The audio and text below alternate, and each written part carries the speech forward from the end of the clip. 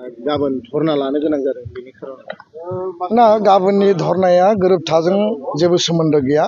गुबै खोथाया जाहैबाय जे बर' मिडियाम आसामाव दङ, बे सेकेन्ड लार्जेस्ट माने मादार टां बिमानि रावनि मिडियाम असमियानि उनाव।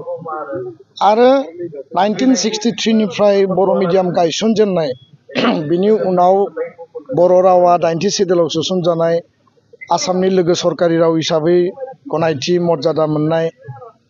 दिनै सोलोंथाइया फान्डामेन्टेल राइट्स, राइट टु एडुकेसन 2009 आरो नेशनेल एजुकेशन पलिसि 2020 जेराव मादार टां मिडियामखौ स्ट्रेस खालामनाय जादों, बिमानि रावजोंनो मेक्सिमाम लेभेलनि एडुकेशनखौ मोननांगौ। फारसेथिं फान्डामेन्टेल मौलिक अधिकार, बेबायदि पर्यायाव बर' मिडियामनि जि मोनसे गोलाव समनि जि जार्नि, थाखो 1 निफ्राय थाखो 10 दिनै थाखो 12 सिम बर' मिडियामा माने स्कुल लेभेलाव सोलोंथाइ लानो हानाय बेबस्था जाबाय।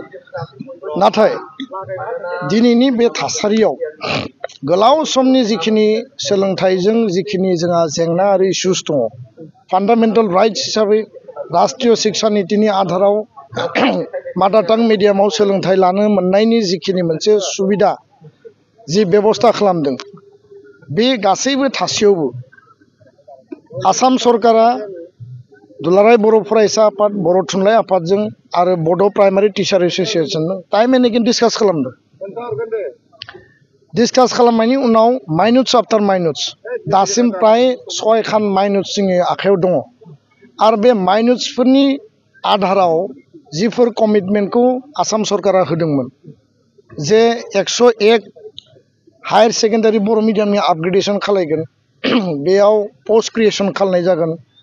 2272 एसामिस मिडियामनि पस्ट एपइन्टमेन्ट होनाय जाबाय, किन्तु बर' मिडियामनो बर' केन्डिडेटनो सासेनिबो एपइन्टमेन्ट होदिया। बे खोथाखौ जेला कुइसन खालामो, गिबि मन्थ्रिया सोलोंथाइ मन्थ्रिया बुंबाय जे बर' मिडियामनि पस्ट क्रिएसन जागोन। बे आंनि गोसोआव दाबो दङ 2021-22 खोथा। आरो बिनि उनाव दिनै 101 हायर सेकेन्डारि आपग्रेडेसननि प्रसेसा बिथांमोना खालामा होनना बुङाखै, जाया होनना बुङाखै, हाया होनना बुङा, किन्तु टाइम डिले खालायो। जि टाइमाव जि खामानिखौ मावनांगौ आरो जायनि थाखाय जोङो गोसोआव दुखु मोनदों। आरो बेखायनो जोंहा माहारियारि आफाद हिसाबै गणतान्त्रिक आवाज होनायनि जोंहा अधिकार दङ। जों मालाबा सावरायगोन, मालाबा धरना होगोन, मालाबा सलुसन टेबोलाव जोङो खालामगोन। दा बेखायनो 101 higher secondary upgradation, 35 model high school गायसननांगौ, आसाम जुडिसियेल सार्भिसाव बर' राव थिसननांगौ, जायनि थाखाय बर' स्टुडेन्ट, बर' केन्डिडेटफ्रा कुनु CGM आरो सेसन कर्टआव जाज जानो हानायनि एग्जामखौ पास खालामनो हायाखै। हाइकर्टआव न्यायाधीश जास्टिस जानांगौ, बेखौ दिनै बिथांमोना सुबिदाखौ मोनाखै। CTET आसामा दिनै टेट खुंलिया, CTET-जोंनो बिथांमोना एपइन्टमेन्ट होगोन। आरो बे CTET-आव लेंगुवेज वानआ बर'आ गैया।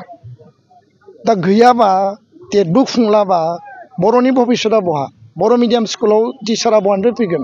एपइन्टमेन्टआ बहा जागोन? भेन्सार स्कुल प्रभिन्सियेलाइजेसन खालामनायनि खोथा होदोंमोन, 10टा कलेज खालामबाय। जोङो धन्यबाद होदों, जोङो बिथांमोनखौ जोङो गुबुन जेबो बुङाखै, धन्यबाद होदों। किन्तु आदार high school, higher secondary, LP, ME जेराव नाम्बार लिरखानाय दङमोन, बे नाम्बार लिरखानायफोरखौनो बिथांमोना मावाखै। दा बेखायनो गाबोनो जोङो गणतान्त्रिक पन्थाजों जोंनि रिसेन्टमेन्टखौ जों दिन्थिफुंगोन।